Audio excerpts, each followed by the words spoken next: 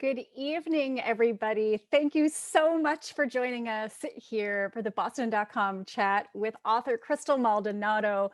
My name is Lexi Walters-Wright. I'm the owner of High Five Books, a children's bookstore here in awesome downtown Florence, Massachusetts.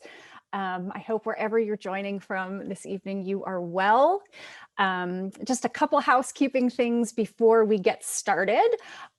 Please use the Q&A tool at the bottom of your screen to ask questions live. There'll be a moment where we ask you to input your questions. All of the attendees this evening are going to be muted and none of your video will show. And this virtual event will be recorded and we will be distributing it post-event. So if you don't want your face and your likeness shown, you can just certainly use the Zoom chat box to ask questions. So we are so psyched to have Crystal Maldonado with us this evening. Crystal Maldonado is a writer by night and a marketer and social media manager by day. She has been published in Latina Magazine, The Hartford Courant, and Dogster, and is the co-founder of the online magazine Positively Smitten. This gorgeous novel, Fat Chance Charlie Vega, is her debut novel and was bought in a competitive preempt as part of a 2-book deal. She lives here in Western Mass with her husband, her dog, and her super cute, adorable daughter. Crystal, thank you so much for being here this evening. Oh my gosh, thank you so much for having me and for that wonderful introduction, Lexi. I'm so glad we're getting a chance to chat. I am really, really pleased. And I am hoping, Crystal, I think it's really powerful to listen to authors read their own work in their own words. And I was hoping that you would start us off by reading a snippet from Fat Chance Charlie Vega, specifically looking at page 212. And for readers who haven't read this book just yet, in this scene, teenage Charlie is telling Brian, who is a coworker and a love interest, about her writing dreams. I would love to do that. And I just want to make a quick aside. The super duper adorable daughter that I have is crying upstairs. So apologies in advance. You know, Zoom life. It is Hashtag life. Yeah. Yeah. Okay. So page 212, which Lexi wonderfully set up for us. So let's get into it. So it'll be because it'll be done by you, Brian says. I'd actually love to read something sometime if you'll let me. Really? I ask. Yeah, really. It's your favorite thing to do. So of course I'm interested. I don't know, I say. Maybe. Hey, Brian protests. I let you look at my sketchbook. He's grinning. And for that I'm grateful. But a girl's got to keep a little mystery. I grin back at him. Actually, someday I'm hoping to write a book about a girl who looks like me. What I mean is a book specifically about a fat Puerto Rican girl with glasses. I've never once read a story about one, and something about that has always made me feel devastatingly alone. But I leave that part out. A brown female protagonist. Female protagonists still aren't the majority, and women of color, even harder to come by. So this is just a little glimpse of the conversation between Charlie and Brian, who, you know, she's got a little thing for, so. Which unfolds in a totally beautiful way. Oh, thank you. Crystal, I have to ask, you know, I read that passage and my first question for you is, how much of that is Charlie Vega and how much of that passage is Crystal Maldonado? Gosh, this is totally me, Crystal Maldonado, talking through Charlie, right? So, so that really is, in its simplest form, that has been my greatest dream and my greatest hope with creating this character of Charlie Vega and writing this love story, is making a character that looks like me and looks like all the girls out there who look like me.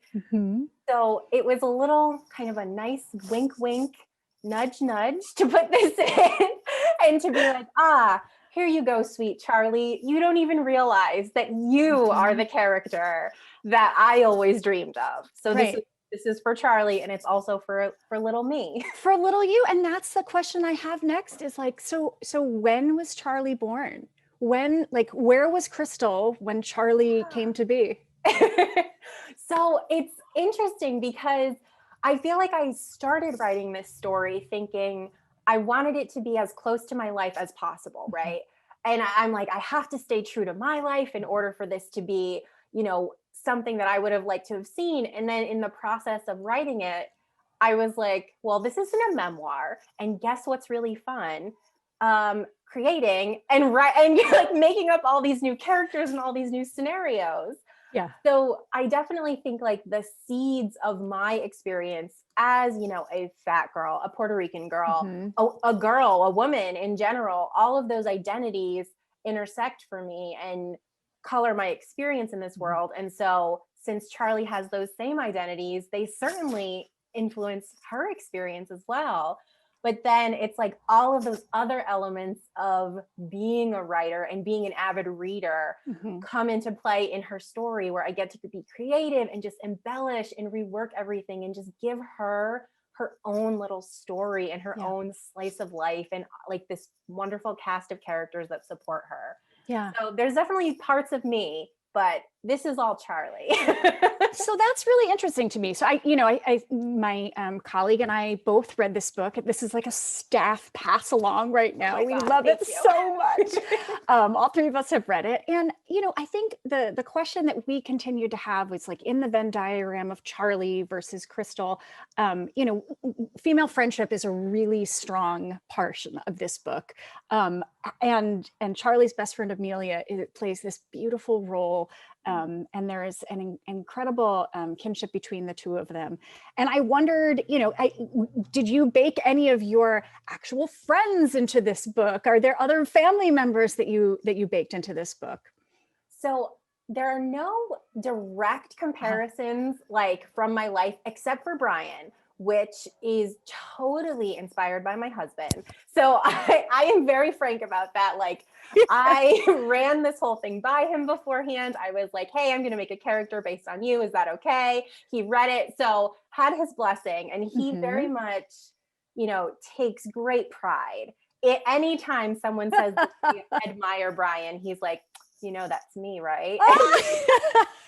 Very cute. That's amazing, because I think that, for our friends who haven't read this book yet, I don't want to spoil anything, but Brian is a love interest that Charlie first has, as a coworker. They are also classmates, and they, in a very, there is no exact meet cute moment. There's like a little bit of a workplace romance that begins to burgeon. And so is that, did you take some seeds of your actual, meeting your partner and bake him into Brian? So we didn't work together, but we definitely had art class together. Oh. So a lot of those scenes were kind of inspired by scenes that we had, like real life things that had happened with us. So one of my favorite, like behind the scenes little tidbits to share is that without getting too spoilery, there is a Valentine's Day scene that is between Charlie and Brian, and they're just friends. So this is not a spoiler. So Charlie ends up talking about how she loves Valentine's Day, right? It's this sweet, romantic holiday, and she loves it, especially as a kid. But then as you get older, it gets kind of lonely, right? Like you go from getting Valentine's from everyone in your class to suddenly it's only from romantic interests. And she's like, why don't we just continue to celebrate everybody? And that's her whole thing. And Brian takes that to heart and brings Valentine's to class and passes them out during art class. And Charlie gets one. And that absolutely happened in my real life. And my husband did that exact thing. Oh. I think I have. Yes, I do. Okay, so this is the Valentine that my husband gave me when we were seniors in high school, and I still have it. So that is so sweet. 2 dice, and then the back, in his very punny way, says paradise. Get it? Because puns, right? And then like put a ring on it. Forget it. Basically. Lock it down. That's pretty much how it went. This, for those of us who haven't figured it out yet, Charlie Vega is into romance, and Fat Chance Charlie Vega is a deep romance book. And there's this one passage in the book that I had circled for myself, and it's when Charlie and her lab partner Benjamin are discussing these romantic ways that folks are asking one another to the upcoming school dance that plays a very pivotal part in this book. And Benjamin tells Charlie to quit thinking about it, and Charlie thinks, forget about the stupid high school romance. I live for the stupid high school romance. I want to be in my own stupid high school romance. And that's the problem. Was that a problem for you as a high schooler? I think like it totally was, right? Like Yeah. I grew up reading all of these YA stories and romance stories and watching these movies where, I mean, even movies like Clueless and all of these great films where you watch a main character fall in love. And so I was like, what about me? I want to fall in love, you know? And so there's this interesting dichotomy, I think, for a lot of people, not everyone, of course, but a lot of people do desperately want to find love, right? But there's also this sort of like yearning is considered kind of lame or pathetic in some ways. And I don't know why. Like this whole wearing your heart on your sleeve, for some reason, and wanting to find a person or your person is not always considered the coolest, I guess we'll say. When all of us want it. Like we're all wanting the same thing, and nobody wants to talk about how we all want the same thing. And that's why I love that Charlie's like, hold up, I'm not going to make any mistake about this. I want to fall in love. And it's so beautiful. And Crystal, you touched on this just now a little bit, but I'm wondering what some of your romance influences were. Is this a genre that you've loved for a long time? Like where does this come from?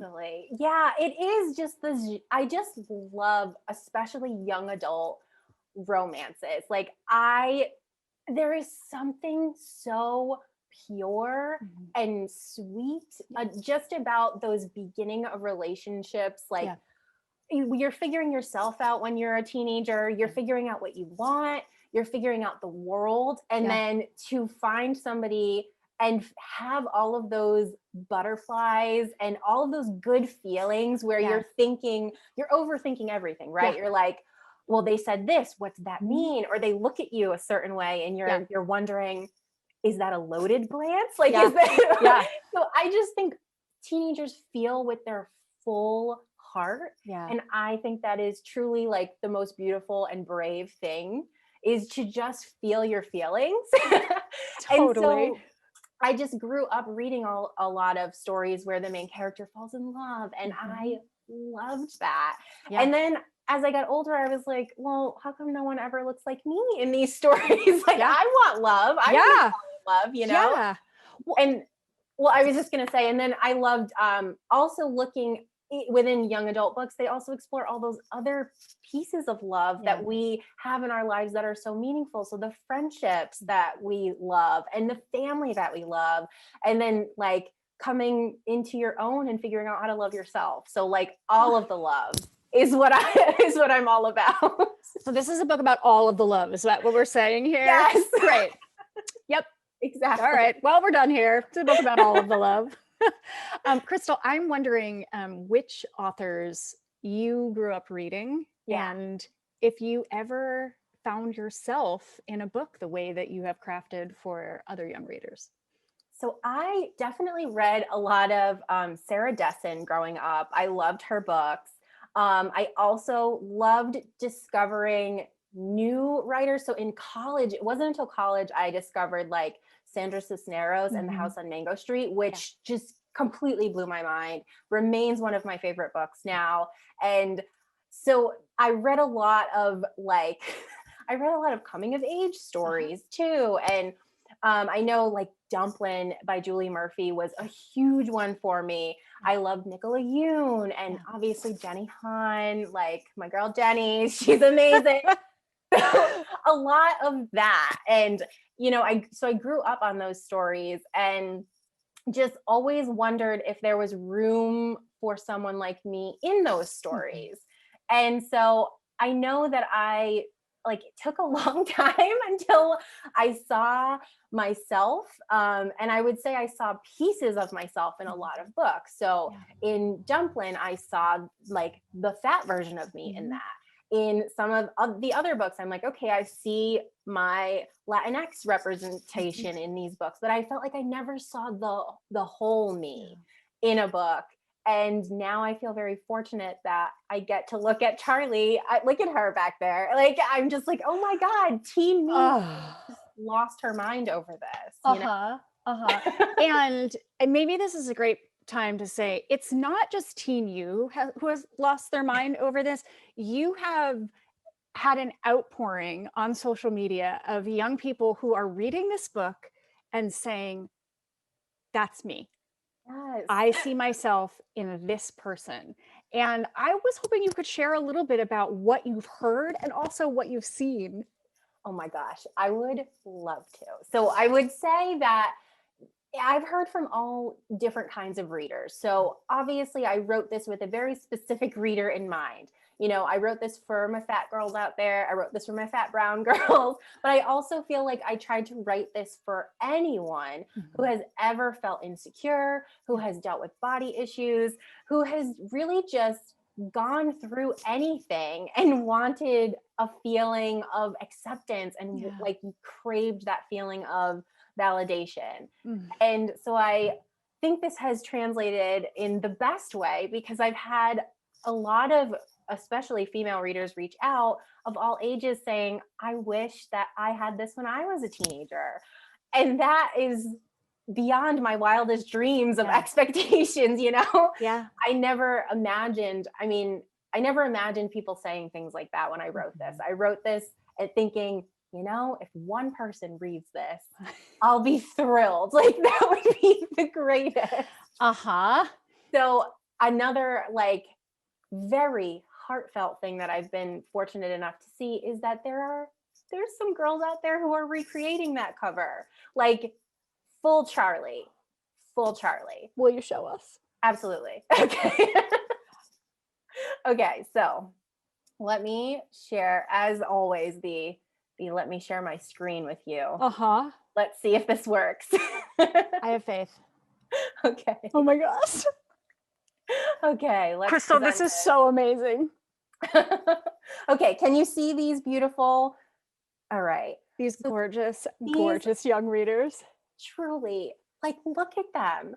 They're just so beautiful. So these are two of the first people who decided they wanted to create Charlie and recreate this cover. I think this was even before the book actually had been released. So I was very fortunate to see this. And then we have even more. Wow. And this lovely reader, Fat Chance Cindy Bustos, like, oh my God, yes, this is your story. And you should change the title.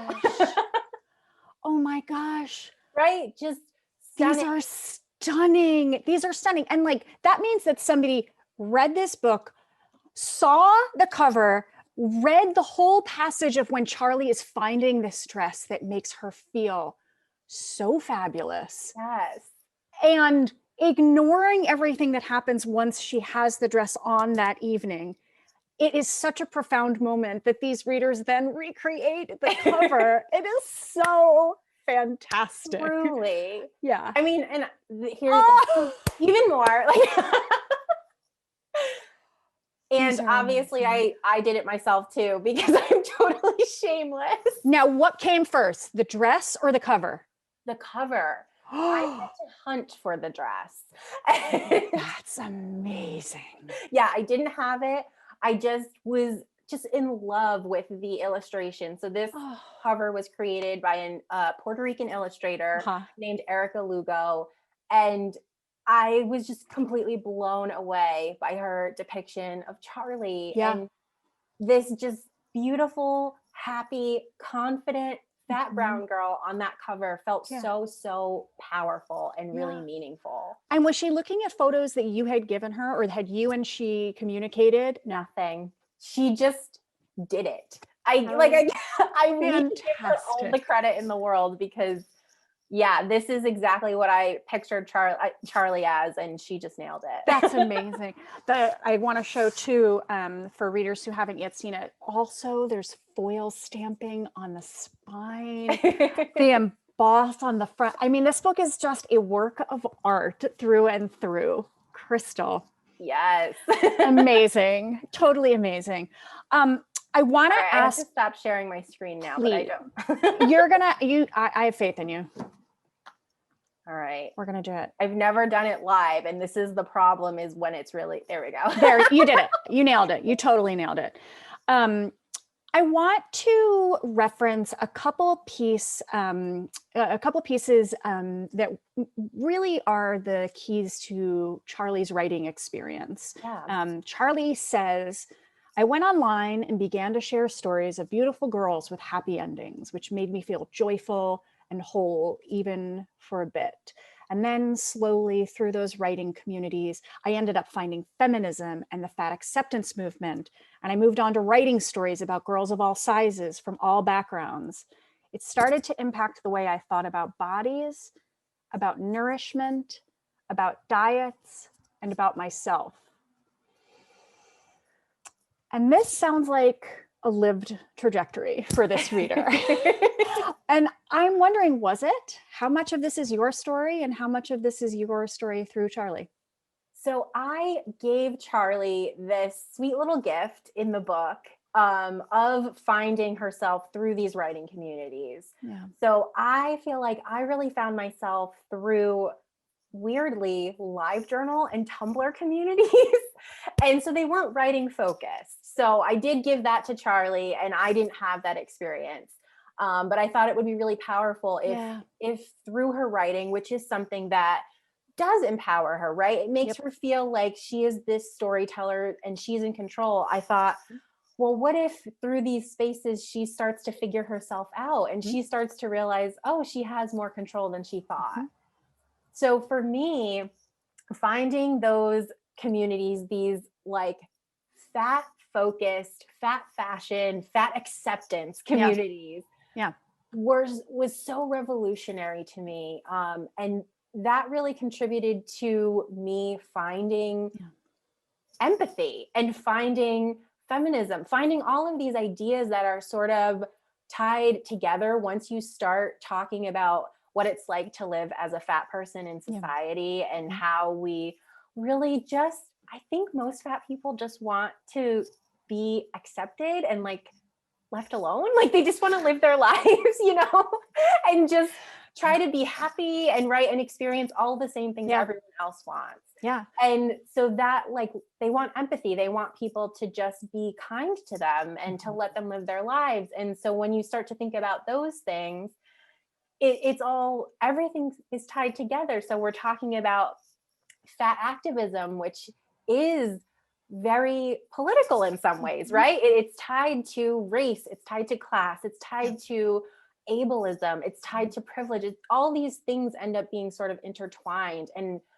that was really moving to me, to learn and to grow and to discover these spaces. And it was so powerful, I would say. Yeah.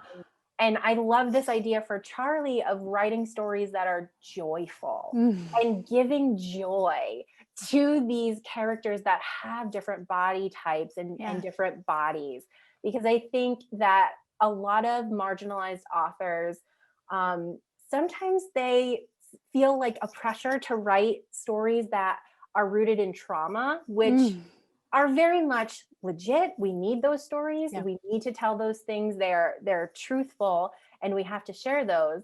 But I also think it can be equally just as important to share the joy that you feel when you're part of a marginalized community. What do you celebrate? What brings you happiness? You know, what makes you feel whole? Yeah. So I really wanted to have Charlie have that. Like, it seems like it's just a simple saying, like she's writing about joyful stories, but I think it's like revolutionary. it's her little act of rebellion, you know? Yeah. Well, and would you share with us, so who, either in your world or in the world that you imagine that Charlie was inhabiting, who out there is speaking truth to power for Charlie? Who in the fat Yeah. acceptance movement, who, like, where are you getting these strong voices? So when I was growing up, I followed a ton of writings in like on Jezebel. I Mhm. followed Lindy West. I followed Leslie Kinzel, Gabby Fresh. Like there were so many incredible people out Yeah. there.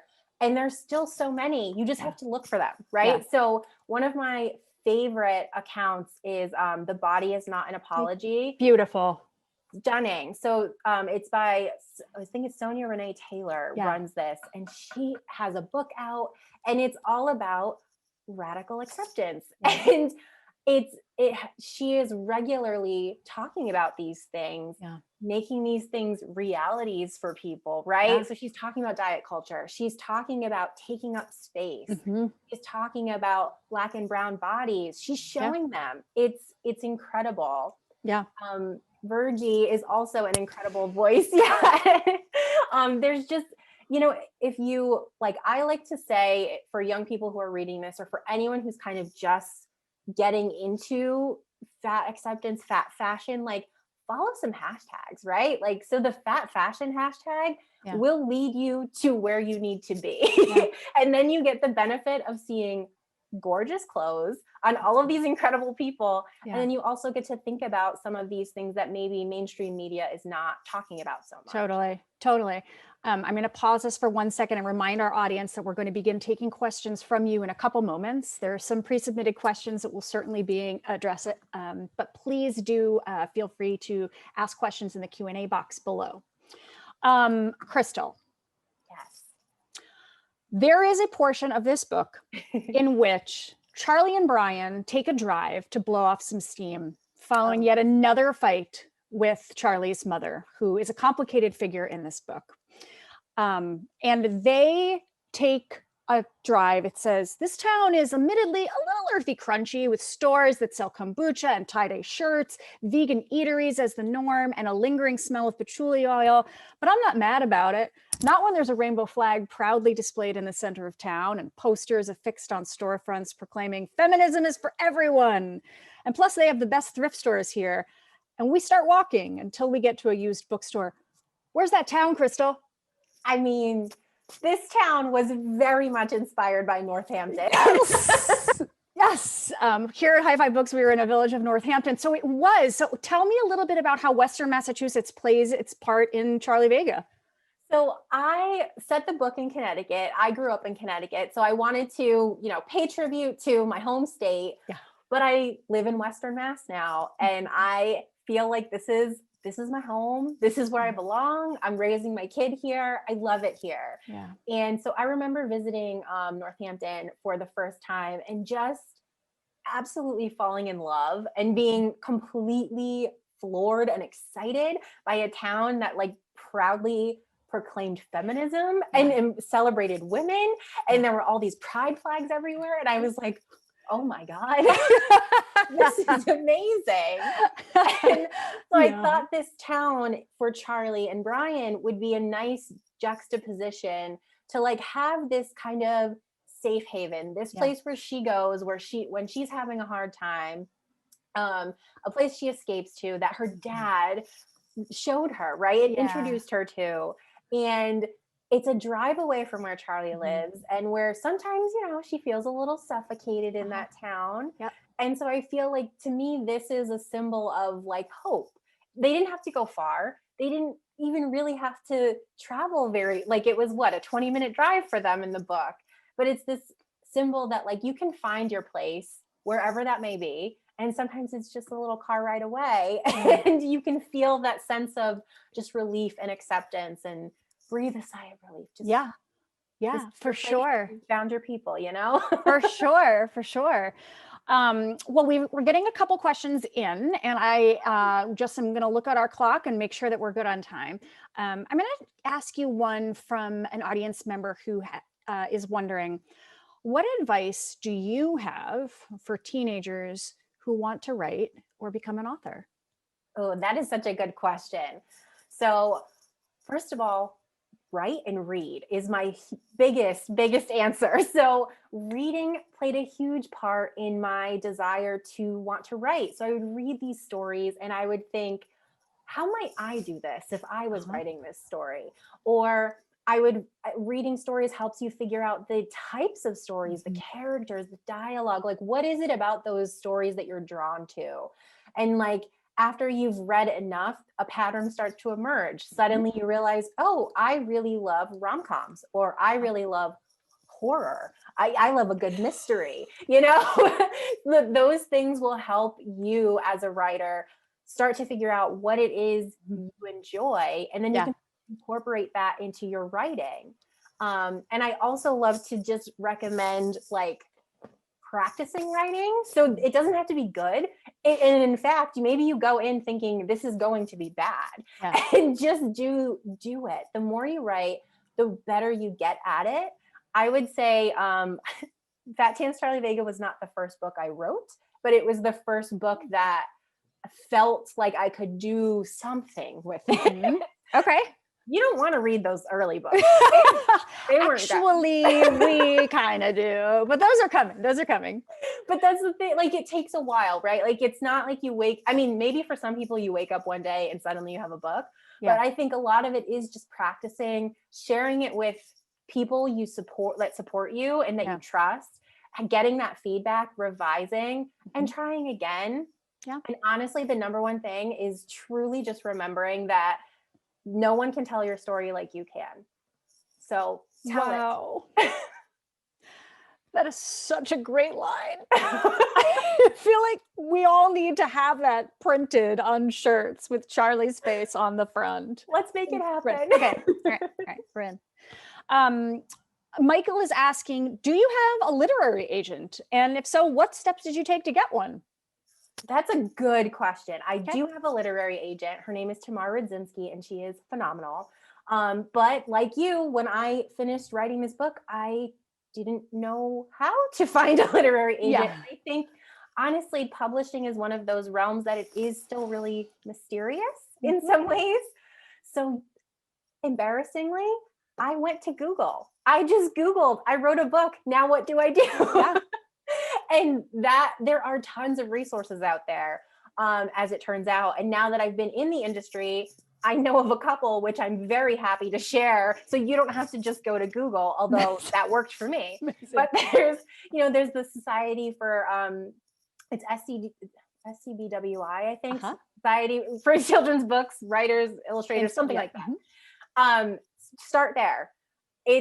There's so much information there. There are podcasts out there. I love a podcast. It's called Deadline City. It's hosted by Zoraida Cordova and Danielle Clayton. They really pull back the veil on how do you do any of this? What is an advance? What does it mean? What do these words mean? Yeah. So Twitter is also a huge help too. The writing community there has been a huge resource for me. Wow. Start there. Start meeting people. Start talking to people. Ask questions. That's what you're supposed to do on Twitter. So, and of course, Google. I mean, come on. When all else fails, just Google. Yeah. Been a good friend to me. Here's a question. Are there any changes that you made throughout the course of Charlie Vega that felt significant to the way that it turned up? And of course, during this chat, we don't want to spoil this book for anybody who hasn't finished it yet. And I know a lot of folks here. Yes, this is a spoiler-free chat. So if you're going to ask questions about spoilery things, we may not be able to touch on them fully. But what's any big changes? I would say, honestly, the development of Charlie's family ended up being a big change that wasn't in the original book. So there was Charlie's mom, of course, who she lives with, and they've got this back and forth. But there's this whole other side to Charlie's family, which is her dad's side of the family, that we get to meet through this. So we get to meet her aunt and her uncles, and we get to meet her cousins. And the original draft of the book, none of them existed. Wow. So none of them were there. So they were mentioned like here and there, but we never got to see them. And so this was something through the editing process that my editor suggested. She was like, let's build them out. Let's show Charlie in some of these scenarios. And some of those scenes ended up being my favorites. Like The there's roller skating rink with the cousins. exactly, that's exactly the one. Right. So we meet two of her cousins. They have this great like back and forth. And so those ended up being like, I have such fond feelings about those. And I can't imagine the book without those characters. Yeah. Or without the dialogue that happens, or Yeah. this, I just can't imagine it without that. So I'm very glad we added Yeah. those in. Well, I think one of the things that adding in those pieces did was really beef up this idea of so much about this book was about identity to me, Yes. and Charlie herself vacillates between feeling really close to and disconnected from her Puerto Rican heritage. Mhm. She says she celebrates other fat people but has a hard time celebrating herself. So there's this sort of push me pull you dichotomy. She Yes. steps in and out of friend groups throughout the book, right? So she sort of Totally. sits with different tables at lunch, which is a totally normal and sometimes really fraught experience. Her best friend Amelia is pansexual, and we see her date men, and she dates women. I wonder, why was building in this sense of identity so important for Fat Chance Charlie Vega and for your first published book? Yes. So I really wanted to highlight all of these identities that I don't necessarily feel like get that validation that they always deserve.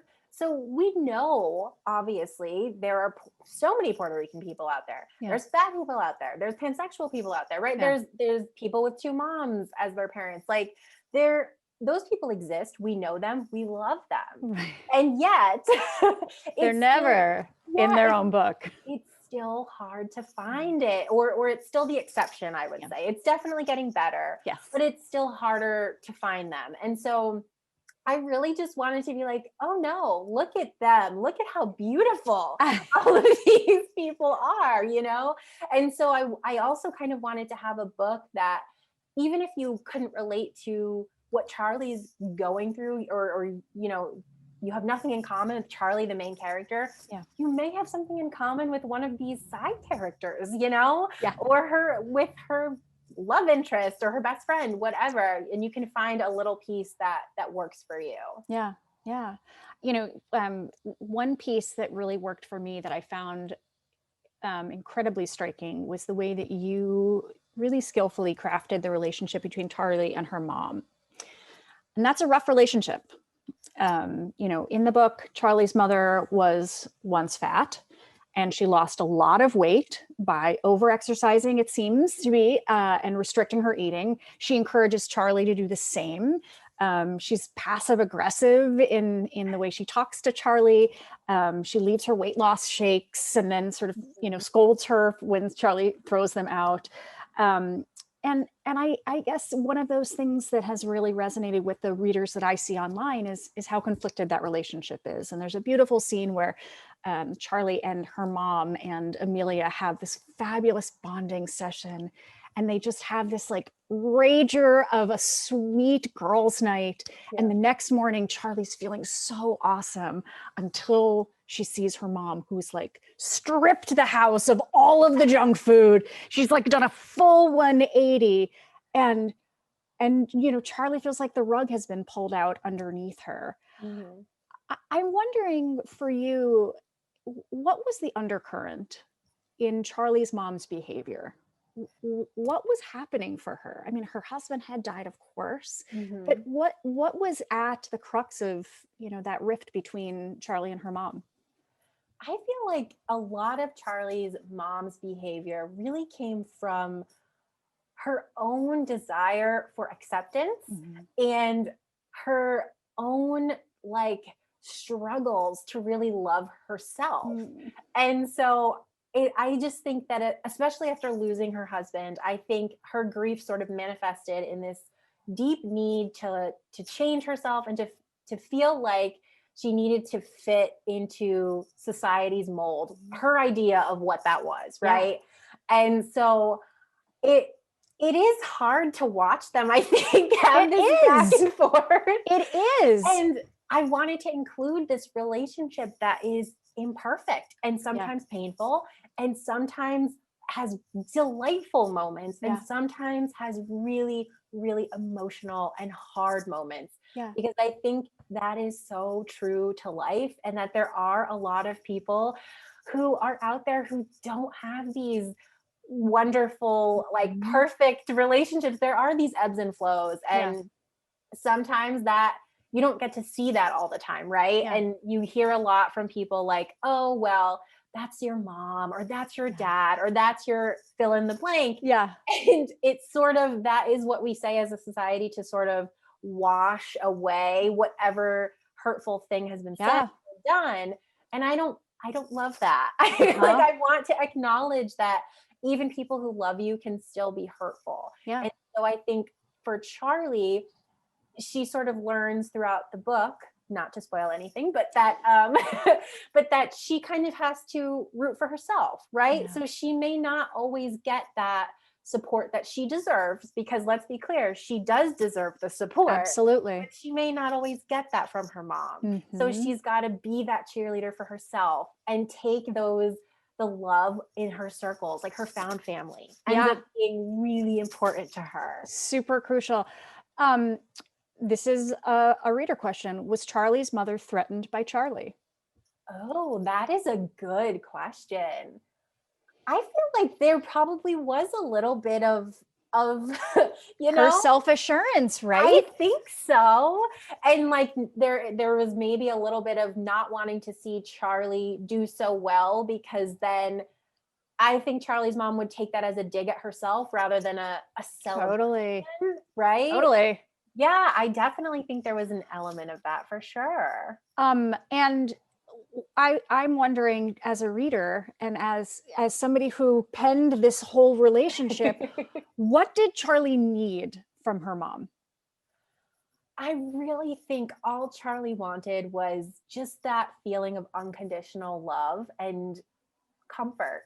Like, I think she wanted to have a mom where she could come home and be like, Mom, I just got called fat at school and Yeah. I want to cry. And I think she wanted the kind of mom who would be like, I am so sorry this happened. I'm going to give you a hug. What do you need? Yeah. Right?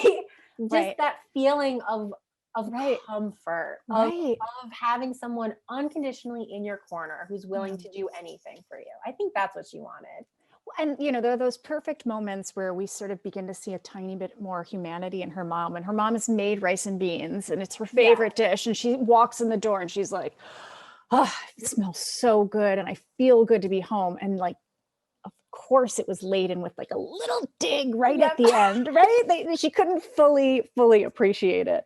It was just so beautifully done. Oh, thank you. Of course. I'm going to again remind our audience that we've got a couple more minutes to have um, additional questions. And we just got a really great one. Abby is asking, how would Charlie and her mom's relationship still differ if her dad were alive?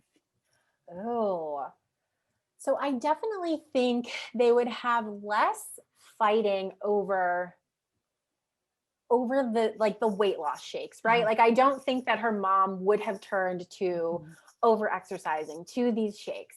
But I certainly think they would still have these explosive fights. So Yeah. I think that chaos, that tension would be there. It would just be in different areas. Yeah. And I don't even think, like, I think Charlie's mom might still make some of those offhanded Uh-huh. comments of like, are you sure you want to eat that? Mhm. As because she does think, for better or for worse, she Uh-huh. thinks that it's coming from a good place. She thinks she's Absolutely. doing it from love. And so whether Charlie's mom is fat or thin, I think she would still say those things. Yeah. And so they would still have these issues. It just might take on a different life, you Yeah. know? Yeah. Absolutely. Absolutely. Thanks, Abby. That was a great question. We're still Was. we have a couple more minutes to take a few more questions. Crystal, what would you like to see in young adult fiction? Give me all of the delightful friendships. Like, I want to see Oh, friends and the celebration of friends. So I love romance, but I also just, oh, I love reading about friends who would do anything for each other. that's so awesome. That's so awesome. And I could not agree more. As a bookseller, as a parent myself, I think it is so so needed to show how dynamic friendships can be.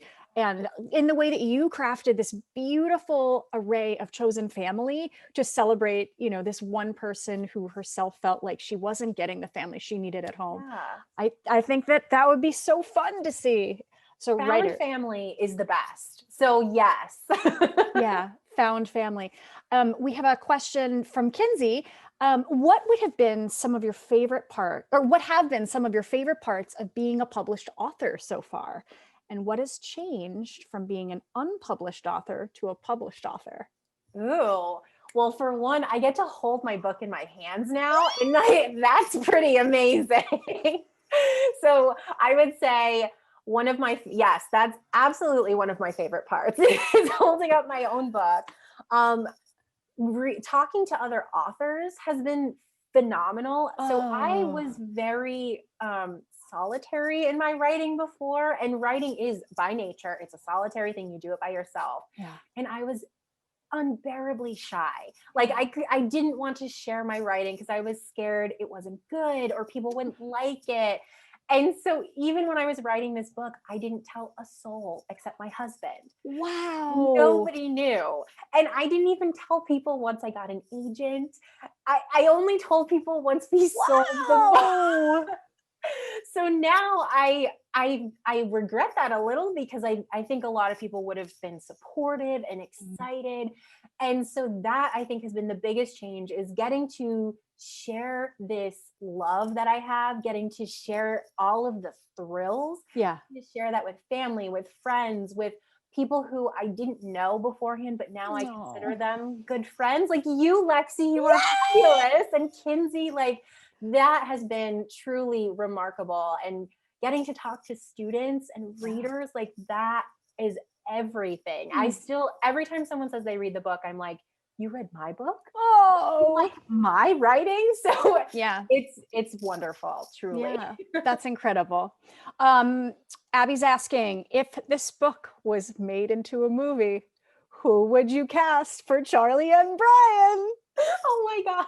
I love this. Let's manifest that. Okay. Please, Okay. out Yeah. into the air. I would watch this in a heartbeat. I would cue it up on a Friday evening and it would be so, so fun. Okay. Who are we going to cast?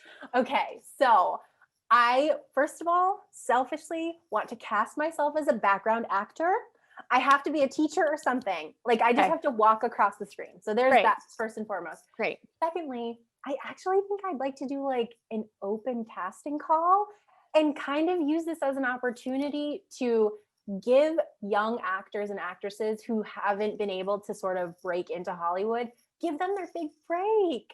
Like if this whole thing is, I wanted to become a writer because we don't get to see enough of these stories. And I feel like I've been fortunate enough to have people extend their hand to me and say, here, let me help you and get this book published. And now I would love the opportunity to do the same thing and So to like awesome. extend a hand and be like, let's get you in here. Let's do this. So cool. That's so cool. And think about the talent that we would unearth. Yes. That's that so would be my exciting. dream, truly. So directors and casters, if you're listening, we've got a really live one here. This is a good idea. It starts tonight. Let's do it. Really good. It's really good. Crystal, what would you like to signal boost either of your own creation or things that you're loving right now? Oh, okay. So I am working on a book too. So this is coming out in 2022, separate from Charlie. Oh. But I know, but maybe someday we'll come back In the to Charlie universe? Are we in the Charlie universe? Or are we? To me, everything's in the Charlie universe. So this is actually about a girl who is super obsessed with social media and maybe does a little bit of catfishing in her spare time. So we'll leave it at that. Maybe a different genre, a little It's still YA and it still has a lot of friendship and love in it. So so I'm not leaving my brand. Perfect. But then I would love to give a shout out to two books I'm really loving right now too. So I have been very fortunate to get advanced copies of both Somewhere Between Bitter and Sweet by Lake and Zaya Kemp. It is, okay, let me just show you. Please. Look at this. Look at this stunning Gorgeous book. So this comes out April 6th. It is about a girl named Penn and her love interest Xander, and food and mental health and falling Oh, in love and, being an undocumented immigrant. Like, it's all of these beautiful things, and it pays beautiful tribute to being Chicana and what does that mean. So I'm loving this book. And cool. 1500 Miles from the Sun by Johnny Garzavia. I am about halfway through this beautiful chef's kiss of a book. Like, highly recommend both of those. That's so incredible. It comes out in June. Check them Okay. both out. I would not steer you wrong. Fabulous. Fantastic. Anything you're watching or listening to that we need to be aware of? Ooh. Okay. So I'm always listening to Chloe and Halle. They do amazing music. Okay. Ariana Grande. Mhm. Let's see if I have any other things to plug. Probably not. I feel Okay. like I go back to like Beyonce all the time. Which, Fine. timeless. Fine. Yep. Fine. Absolutely. Queen bee forever. Yes. Fantastic. Okay. So we still have another couple minutes before we have to keep going.